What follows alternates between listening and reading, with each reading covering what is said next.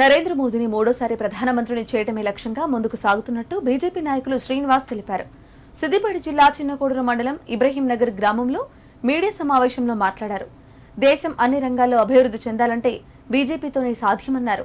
BJP పార్టీకి ప్రజల అండదండలు పుష్కలంగా ఉన్నాయని చెప్పారు. త్వరలో జరిగే ఎన్నికల్లో బీజేపీ అభ్యర్థి రఘునందన్ రావును భారీ మెజారిటీతో గెలిపిస్తామని ధీమా వ్యక్తం చేశారు. మన హిందూ ధర్మం కాపాడుకోవాలన్నా నరేంద్ర మోడీ గారిని గెలిపించాలని మా వంతు కృషి చేస్తున్నాం. మేము అందరం బీజేపీలో జాయిన్ అయ్యి నరేంద్ర మోడీ గారిని గెలిపించుకోవాలి. నరేంద్ర మోడీ గారికి మేము సపోర్ట్ చేద్దామని నిర్ణయించుకున్నాం. మన భారతదేశం సాంప్రదాయాలు అన్నీ కనుమరుగవుతున్నాయి.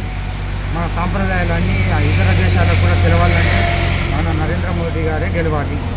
ఇన్ని రోజులు పరిపాలన చేసిన కాంగ్రెస్ వల్ల ఎలాంటి లాభం లేదు. ఎలాంటి అన్ని గొడవలే మత కలవాలు జరిగినాయి కాంగ్రెస్ ప్రభుత్వంలో.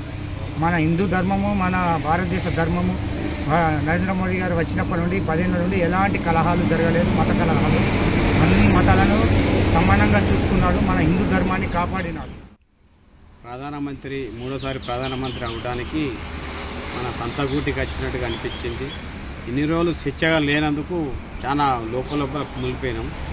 మూడోసారి ప్రధానమంత్రి అవడానికి స్వచ్ఛందంగా 400 సీట్లు రావాలని కోరుకుంటూ మన రఘునందనరావు గారికి భారీ మెజార్టీతో గెలిపించడానికి స్వచ్ఛందంగా చాలామంది బీజేపీలో జాయిన్ అవుతున్నాం. మేము కూడా బీజేపీలో జాయిన్ అయినాం.